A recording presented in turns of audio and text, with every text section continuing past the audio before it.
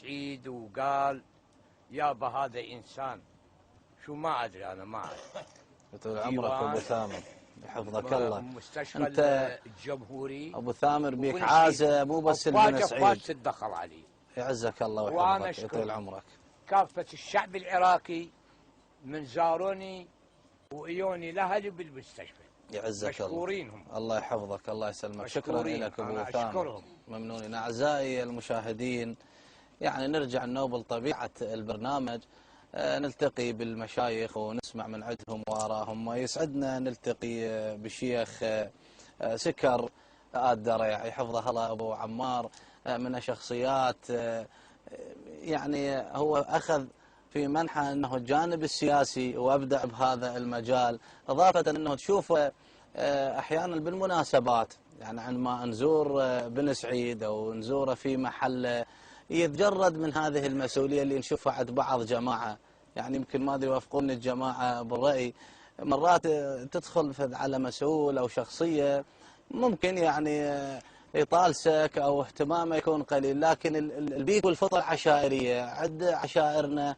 ما يخلى منها ولا يتجرد منها، شوفها معذب. يعني اليوم احنا من حضرنا الحد هسه وقت تصويرنا قبل ساعات، يعني إلا يمكن الشيخ واخوانه ورفاقته جلسوا، تشوفه معذب، اهلا وسهلا حياكم الله حيا الله فلان، يروح ويرجع، اضافه الى القضايا الكثيره اللي تحصل بعشائرنا، اصلاح ذات البين وما شابه. نغتنم وجود ابو عمار بيناتنا، راح نسأله يكمل حديثنا عن بن سعيد وعن الخوه وعن توافد الناس اليوم اللي حضرت، ويمكن اكيد عندك تعقيب على كلامنا، يعني انه شلون الرمز او شيخ العشيره يجمع بين مواقعه في العمل وبين اصالته اللي يحتز بها اللي هي المضيف والعشائري. حياك الله واهلا وسهلا.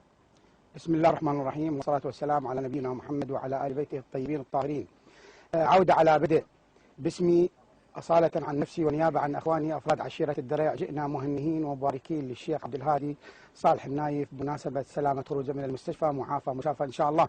وشاركنا بهذه التهنئة وشاركنا بهذا الحضور أعتقد كافة عشائر العراق ومن مختلف الأطياف، وحقيقة أن لساني يعجز عن الفرحة التي شعرت بها عندما شفت ابن الديالة موجود اليوم في مضيف بن سعيد، وابن الرمادي موجود في مضيف بن سعيد، واللي مساكن بسفان السادة الحصون أيضا موجودين في مضيف بن سعيد، وكافة عشائر بن سعيد موجودة في هذا المكان.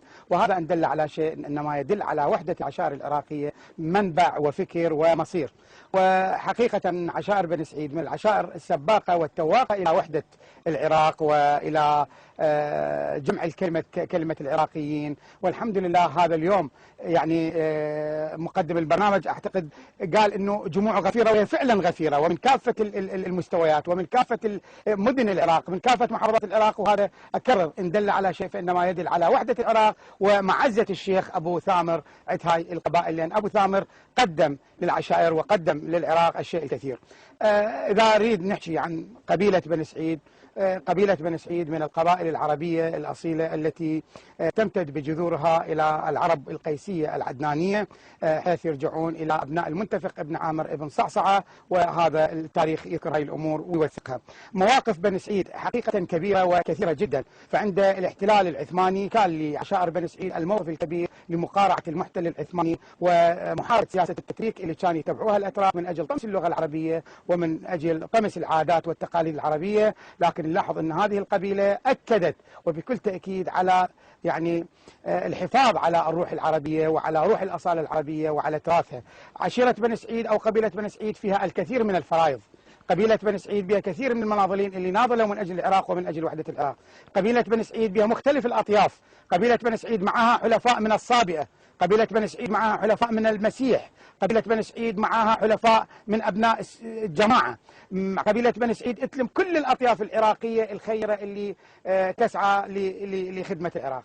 حقيقة. وأيضا شيخنا الجليل عندما قدم الاستعمار الإنجليزي في سنة 1919 أيضا كان هنالك حضور كبير إلى عشيرة بن سعيد في جهاد الشعيبة اللي أعلنت المرجعية بذاك الوقت. وكانت قبيلة بن سعيد من القبائل الطيعة لفكر المرجعية، وكانت أداة مباركة بيد المرجعية وأدت اللي عليها فيما سبق. حقيقة قبيلة بن سعيد ما تنتشر بالعراق حصرا، وإنما توجد في كل أقطار الوطن العربي. وكان لنا لقاء مع بن سعيد اللي في تونس وفي سوريا وفي في مصر وفي الجزيرة العربية، ويقال أن هنالك عدد من بني سعيد يسكنون في تركيا، لكن لحد الآن لم تسع لنا الفرصة أن نلتقي معهم. وإن شاء الله كل بني سعيد يحملون النفس الوطنية والنفس العربية والروح العربية الموجودة. قبائل بني سعيد اليوم موجودة في مضيف الشيخ عبد الهادي مباركة ومهنئة وفرحة بسلامة الشيخ وعودته إلى مضيفه لكي يمارس أعماله المباركة لإصلاح ذات البين والحفاظ على وحدة الدين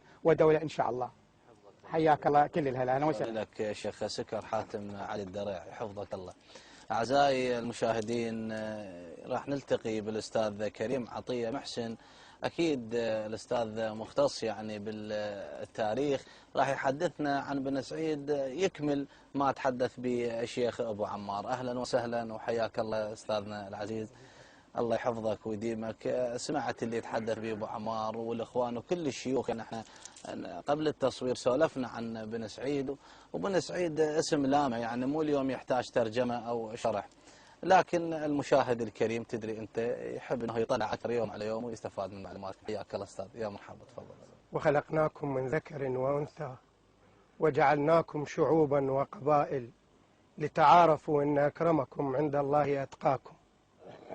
أولا أهلا وسهلا بقناة السلام الفضائية وكادرها وخاصة الأستاذ أبو مكارم، ونرحب بهذا الحضور الجميع داعين إلى الباري عز وجل أن يشافي الشيخ. في الحقيقة الحديث عن قبيلة بن سعيد حديث شائك وعريض وطويل كعرضها وطولها، فهي قبيلة متنامية الأطراف، وكما ذكر الشيخ أبو عمار ليس في داخل العراق. يتفرع بن سعيد من المتفق، والمتفق هو اسم وليس تحالف.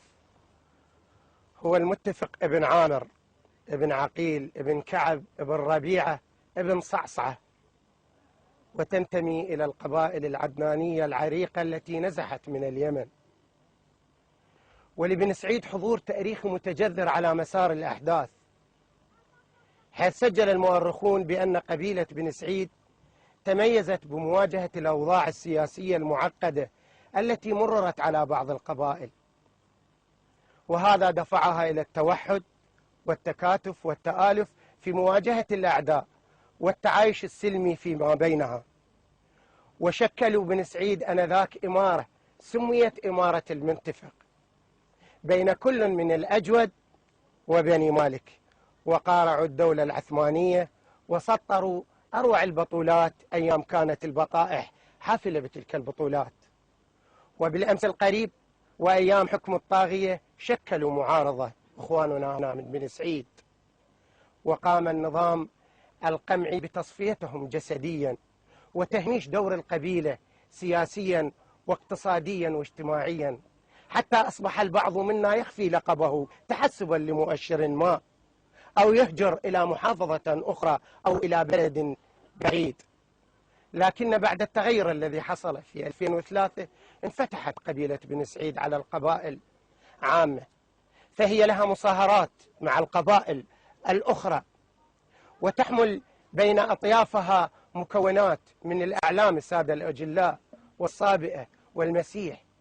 وهذا التنوع أعزائي يزيدهم قوة. وتتكون قبيلة بن سعيد من عدة عشائر، أذكر بعض منها كعشائر الشوامل والغشيم والمعيوف والدريع والفهد والبزون والعساف والبطويل والعيسى، وعذرا إن لم يحضرني اسم عشيرة الآن. أعزائي المشاهدين، قبيلتنا تعترف بوجود الآخر مهما كان دينه أو عرقه، هذا ديدنها في السابق والحاضر، وهي الآن تمد يدها لكل قبائل العراق من أجل بناء هذا البلد الجريح. وأهلا وسهلا بكم، والسلام عليكم ورحمة الله وبركاته. حفظك الله. شكرا لك أستاذ كريم عطية محسن، الله يسلمك. أعزائي المشاهدين، راح نسمع من الأخوة الشعراء مثل ما بدينا بسعيد الدينار، راح نرجع إلى النوف شخصيا ونسمع من عنده أي مشاركة يحب هو يشاركنا بها، سواء كانت قصيدة أو مجموعة من أهازيج جميلة، هو أكيد هم له حصة يعني بميدان اليوم. يا حياك الله وأهلا وسهلا بك أخ سعيد، يا مرحبا، تفضل. وأنا يا أبو مكارم أقول لك وحق من يسروا الأطفال وانسى جمعتكم يا الطيبين، وانسى يمكم راح هم القلب، وانسى أدب بأخلاق عندكم وآدمية. قلت يونا اليوم أعزاء علينا من الفلوجة البعيسة عمامنا، تلقيتهم قلت تريد أنشر خبر للكل وشيعة بعد ما كفر سنه، وشيعة بخت كل من صبغ سودة، وشيعة كنا اخوان والمرجع سوية. ترحيب من عمامي وهلي، قد سلامة من الجنوب ومن هل الطيبين، لشيوخ الرماد ويانهن حمله، من واسط وهل ذي قار والبصرة والعمارة ونهر دجله. وتشرفنا نجفنا وكربل أرض حسين وسماوة وقادسية وبابل الحلة، والسيد علي السستان تاج الراس صمام الأمان بهاي نشهد له. وشكر خاص من أبو ثامر العبد الله ولد شويش يخل بعيس اليانة، ومعمور المحل يا طيب نقل له انحيا نهر العلاقة وياك ميت وانت باشرته، أنا بخير وانت بخير بس ما صلك رته، ميت وحييته النهر البين وبينك. وعن أبو ثامر قلت له عسى طيب يا أبو الغيرة مشافة، وأبد قلب الغلط منك، مشافة أنت على الأرض تمشي، مشافة شلون تطيح وتوحش الثنية. يا دكتور العشاير عالجك دكتور، نلقى الشور عدك من يتيه الشور، يا كنا وذرانا وساترنا وصور، يشفيه البار البيعازه. قلت مريض وتابع الدكتور وبره وعيل دسات حبوب، وبره عود اشفى ويهيد الولم، وبره الشفى من الله وهالبيته ونبيه. كل دكتور كذب من يقول لك صار، بس دكتور عندنا حسين ابو الاحرار. انا عندي مريض وراجعت ذي قار، وخوفني الطبيب وقال للبغداد، وترجيته وقلت لارجوك للعشار. للتعليم ودان وخذت ناظور، وطلعت للنتيجة هواية بيها مضار. الطبيب حسين واخذ الباص من عباس، ويوقع حبيب ومر على الأنصار، ويوقع حبيب ومر على الأنصار. احنا ندعي أهل البيت إن شاء الله بالشفاء لأبو ثامر. وقلت هلا بجمع الرفاق ولمة الخوان، فهد ودريع وعيسى وبزون ومريان، وغشيم وشامل ومعيوف وعامر وبران، وصبيح وطويل ومشعل وعساف وعلي خان. وابن القرمة ما ناسيه هو القلب والشريان، وابن القرمة ما ناسيه هو القلب والشريان. وذولا يشيدونه ذولا يشيدونه الساسش ما يتهدى،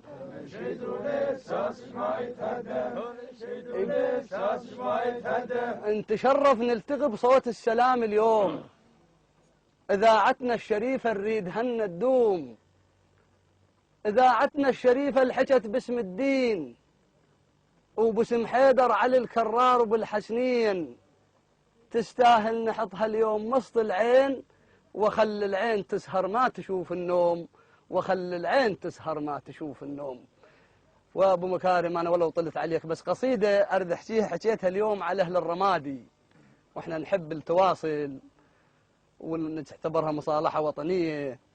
قلت باسم ذي قار ارحب واسم ثلث سعيد، والشطره وهلو ناحيتي دوايه، واسم كل العشاير هاي اهل ذي قار، اهل نخوه ونشامه وبيهم كفايه، عبوده ومالك وغزي وخفاجه وريف وولايه، بن زيد وسعد والعتاب وحميد وبن رشاب والخيقان قدها بشوره ورايه، آل جويبر اخوة هوبه معروفين رمايه، بن أسد والحسن والحجام ما عدنا اختلاف ووحدة الحكايه، عقيل وغريج وقرمة بن سعيد وإبراهيم قدها معلي الثايه. عرب احنا نتفاخر بالكرم والجود، أهلنا علمونا كرام عطايه، واليوم اعتنيتك واليوم اعتنان دليم، بالدم واللحم مشترك وياي، اخوي انت وشقيقي ومن نسل عدنان، اعتناءتك للرماد معتنى عناية، وهاي اللي عددتها سلاف منها فروع كلش ضخمة وهواية. احنا اخوان بالدم والعراق البيت ما عندنا اختلاف وواضحة القاية.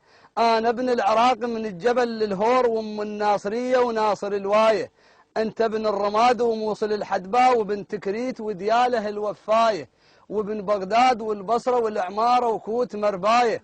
انا ابن النجف وقادسية وكربلاء وحلة، هذول اهل الكرم والسيف والراية. اختم بالصلاة على النبي المختار، كنا اخوان صرنا وماكو وداية، كنا اخوان صرنا وماكو وداية. واشكرك ابو مكارم، وارجو المعذرة لان احنا متعبين اليوم ويجوز هفوات وغلط. مشكور.